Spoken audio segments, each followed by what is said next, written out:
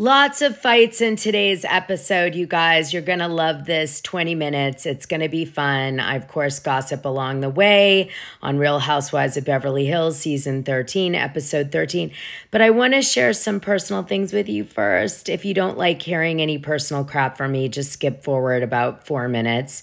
But if you'd like to know a little bit more about like things I'm feeling, etc., then watch it. All right, here you go. Few beauty things before we begin. I had SkinVive injected in my neck. So far, it's been a few days. It's very bumpy looking, but I think it takes a few weeks. So I'll let you know how that works out for me. Also wanted to let you know I have one more beauty tip I wanted to share. It's about a Chanel lip gloss. So you guys, I'm obsessed with Chanel Rouge Cocoa Gloss. And it is sold out absolutely everywhere. I'm talking about duty-free shops at the airport. I'm talking about Chanel counters, wherever you find it.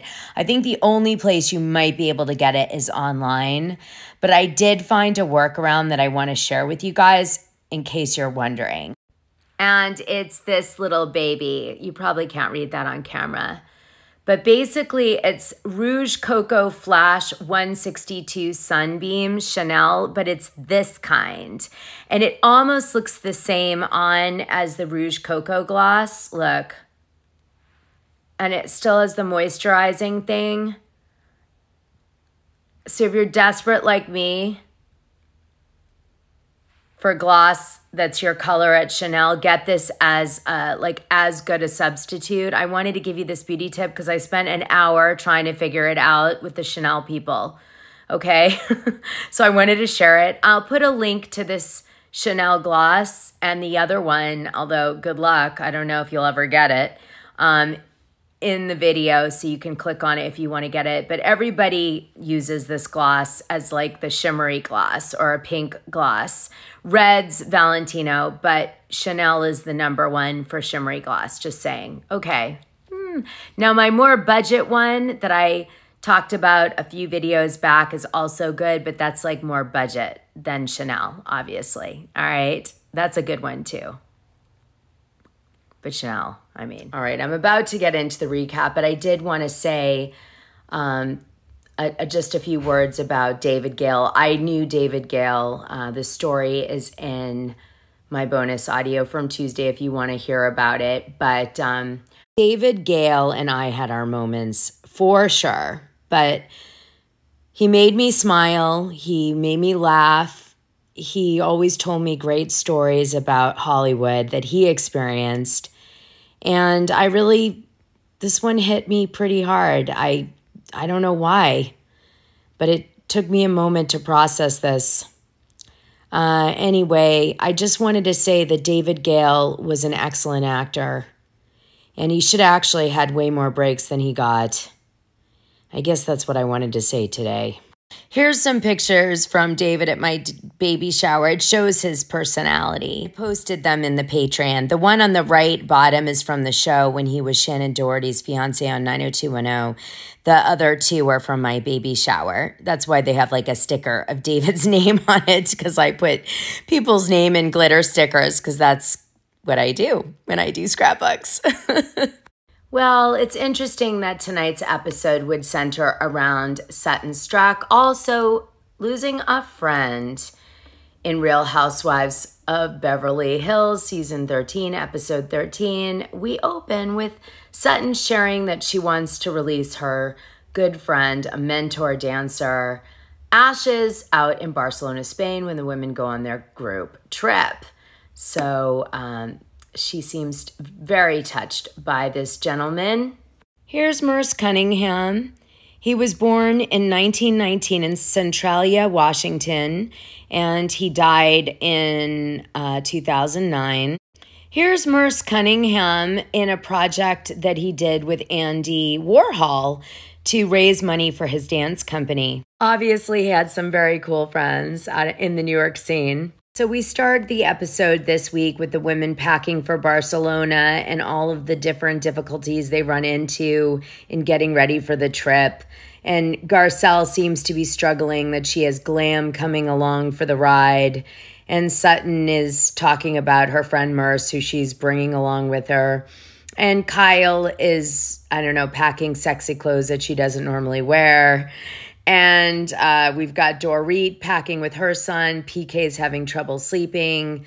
And there's all of these little things happening that we see. And of course, PK is in London and not back in Beverly Hills because he doesn't seem to ever be there. Then the women are shown on the plane heading to Barcelona in first class, and Dorit Kemsley can't wait to tell the girls that she's in a Chanel PJ with Chanel slippers because she loves to say the word Chanel. And then I wondered if she had a deal with Chanel. But oddly, she doesn't seem to have a deal with Chanel. So she just wears the brand incessantly because she likes it. But it's really strange to me because she wears Chanel branding all over herself. Really, truly. It's very strange, especially for a person in fashion to take that approach. Most fashionistas will not wear brand logos because they feel like it's degrading to the look. So I find it so strange that Dorit wears so much branded clothing all over herself, sometimes in multiple places over a look. Anyway, Jeff Lewis dragged Dorit Kemsley.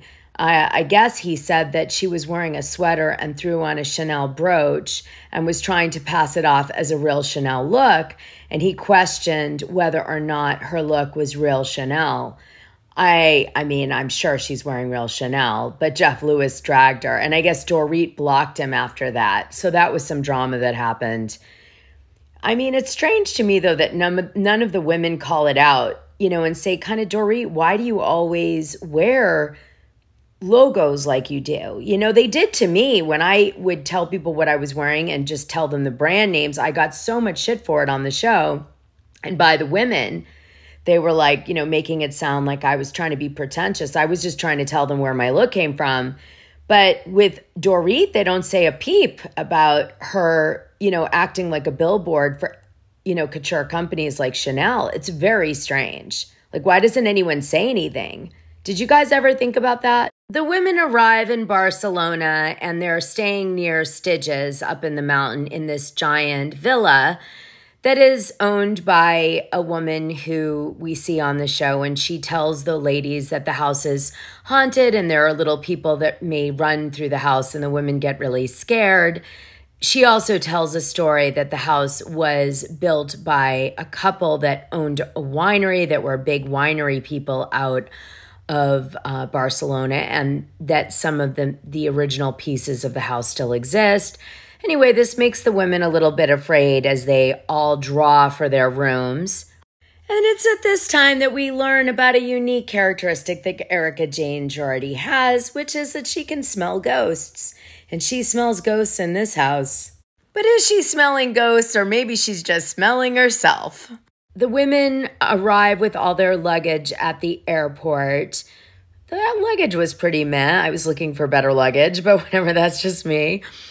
And the women get in the Sprinter van and they decide to play a game. The game is called All of a Sudden instead of All of a Sudden.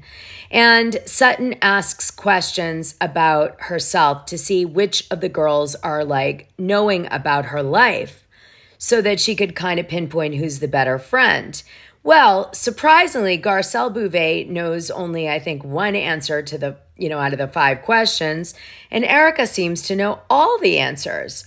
And Erika points out, am I a better friend to Sutton than Garcelle? Because I know more about her and I pay attention to her life more than Garcelle does. By the way, Garcelle has been nominated for the People Choice Award for Favorite Reality Star. Congratulations, Garcelle. Well, Garcelle's answer to that is like, look, I've got other things on my mind than my friend Sutton, but I love her kind of thing. And Sutton seems a little bit shocked, but it doesn't make any kind of animosity between the two because these two are tight in real life, I think. And to be fair, I'd say that Erika knows a lot about Sutton because I do think she researches before she starts a season on all sorts of different things about the women, so she's got things to pull from. And so I do think she prepares, and probably some of that preparation is reflecting on details of the women's lives. To be fair, we don't learn that much in this game about Sutton, disappointingly. We learn her dad's name was John T. She drives an FX40 truck, her children's names, and her pet's name, and that's it. Oh, and that her first job was as a nanny. Erica's prize for knowing so much about Sutton is a tiara, but not a Dolce & Gabbana one, a tiara from Sutton's store. So then the women all seem to be so into this chef who's good looking, who makes this gourmet meal for them, and they're all like flirting with him really hard. And it does have desperate vibes, but the women are really having fun. And obviously the seed that the producers are trying to plant is exactly that these women seem to be pretty lonely and like throwing themselves at men. And what's that all about? Because you're going to see that Anne Marie Wiley is going to call the single women in the group desperate and lonely. Now, meanwhile, Kyle Richards is upstairs. She's super late for coming for dinner. She's got lots of different clothes that she's brought with her. She doesn't have her normal style.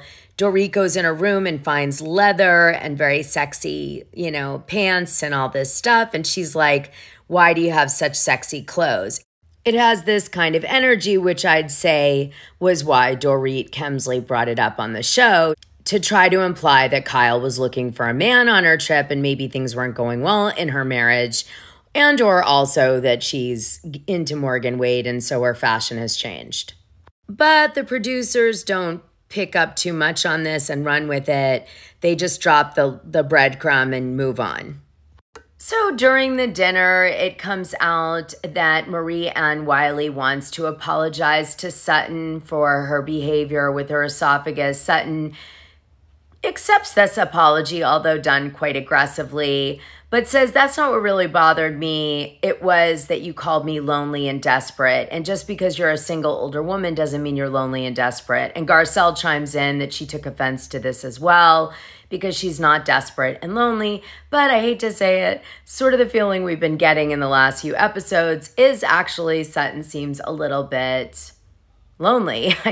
Maybe not desperate, but definitely lonely. So after Anne Marie apologizes to Sutton in whatever way she does, she decides to turn her sights on Crystal. And what she does is she says that Crystal Minkoff at the Christmas party that they met at said that she thought that all of her co-castmates were uneducated and shallow, and made it seem like she didn't really like them that much and was separate to them as far as she is on the show. Oh, I'm different from them. I'm a real socialite. And then to back Anne Marie up, production dropped several clips over the last few years of Crystal Minkoff showing that she does think the women are not as educated as she is or as intelligent as she is. And so this makes the women believe that it is possible that Crystal actually really said these horrible things about them. Crystal denies the allegations to Anne Marie Wiley and the women over the dinner, but she doesn't do it strongly, which makes me believe, based on the edit, that it's because she probably said it and she didn't want to come too hard in case someone could prove it, right? So she's like, no, I didn't say that, and left it there. Anne Marie Wiley doubled down, said, you for sure said that to me, and you definitely acted like you were better than everybody else, and that you think, you're the real socialite of the group and everybody else is kind of BS and all this. Now, this triggers Dorit in her confessional to say, listen, Crystal, you got married when you were a teenager. That was a dig. And by the way, while you were married to some wealthy guy that you lived off of for the last, 20 plus years, we were all working, trying to put together businesses and companies and getting educated, in quotes. So please, keep your BS to yourself. Let's not pretend how you got all your power, which was through a man who gave it to you on a silver platter because you married him young. And to this I say to Dorit, fair enough. So after the show aired tonight, Crystal Minkoff clapped back at Dorit and she says, keys to a successful marriage: set aside quality time together, express love and appreciation, manage conflict constructively, buy, don't borrow diamond necklaces for your wife. Ooh, and that's to Dorit. So what is happening here? I mean, Jeff Lewis first making these allegations about fake Chanel and now this? Huh. Now, of course, she's referring to the Pretty Woman scene where Dorit has jewelry rented for her by PK for the look, etc., like $1 million necklace, which he could never afford. But I think there's a deeper dig here, just saying. So the conversation keeps going and continues to be heated. And then the final blow comes from Anne Marie Wiley.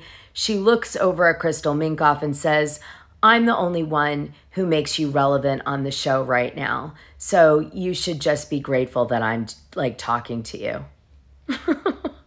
Anyway, in this scene, Anne Marie shines. But to say it, she got really attacked this week off camera. Let me share it with you. So after episode 12 of The Real Housewives of Beverly Hills, season 13, the American Society of Anesthesiologists got into the conversation, entered the chat, as we like to say, and they put nurse anesthetists and anesthesiologists and the difference, and they also did this caption on their social media. The Real Housewives know a fake. Anesthesiologists are medical doctors. The organization captioned a graphic differentiating between anesthesiologists and nurse anesthetists, adding that title misappropriation has no place in healthcare. To this, Anne Marie Wiley responded, I do not condone the ASA's defamation campaign. I am a CRNA, a certified registered nurse anesthetist. I am extremely proud of my profession. I will not be accused of title misappropriation because a castmate needed a storyline on a reality TV show. This is my real life and my real career. I'm not an anesthesiologist, nor have I ever claimed to be one. I have immense respect for physician anesthesiologists, and I ask that the ASA and other anesthesiologists show respect to CRNAs as well. Type of unhealthy discourse only causes friction and professional division.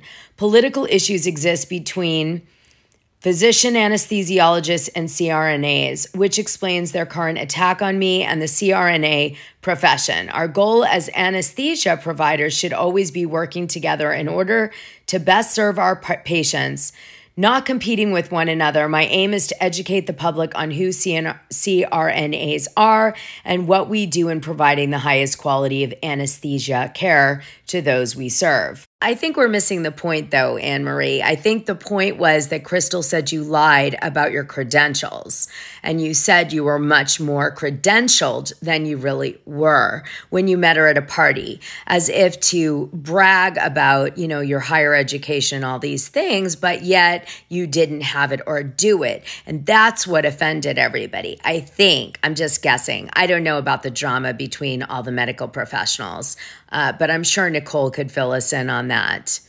right? From Real Housewives of Miami. Then, oddly, nothing really happens. The women go to bed. They call it a night. And we see some cute scenes where everybody's afraid to go to bed, and they do. And then in the morning, Erica's super excited because she has won her appeal in the higher court for her earrings. And she has a chance to be able to maybe get the earrings back that she's turned into court. But of course, we all out here know that she never actually turned in the $750,000 earrings. She turned in another pair of earrings that weren't worth the same amount of money.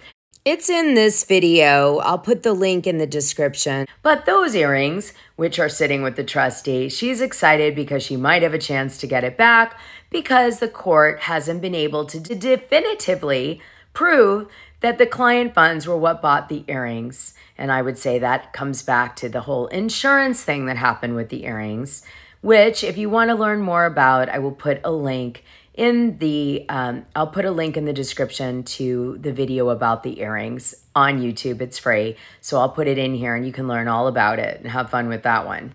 Erica feels betrayed that the women don't seem to have a positive reaction to her appeal win.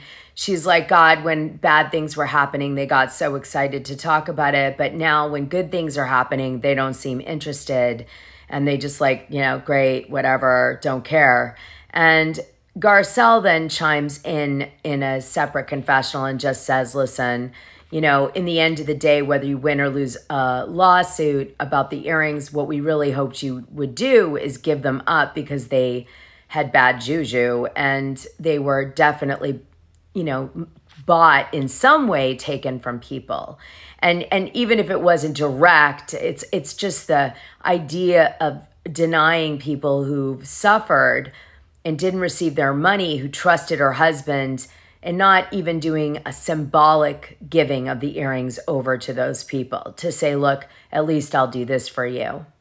So the women set out on these windy roads to go somewhere, and I don't even know where they go because they never get there, because Crystal Minkoff gets so severely car sick that she gets out of the car, she throws up, and then her veins in her hands are popping out, and everyone's really worried that maybe she's dehydrated. Who knows, right? She's been on a plane, she's already thin.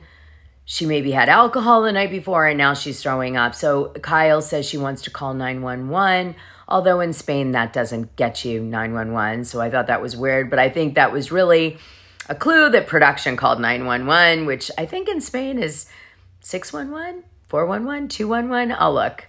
Now, another video you should see as we wrap this up is my Crystal Minkoff video about the fight she had with her 14 friends. It looks like this one. You will understand why Kyle is coming for Crystal if you watch this. Crystal Minkoff is not good at keeping friendships, okay? Here's the thumbnail. You can search it or look for it in the Real Housewives of Beverly Hills playlist on here in my channel. It's a good one. It's going to give you insight into all this. This is where the women are coming from on this, and I know it's coming from Kyle. Trust me. All right, you guys, like, subscribe, and hit the notification button. Here's some more videos you might enjoy if you like this topic also. Just thought I'd throw these over here.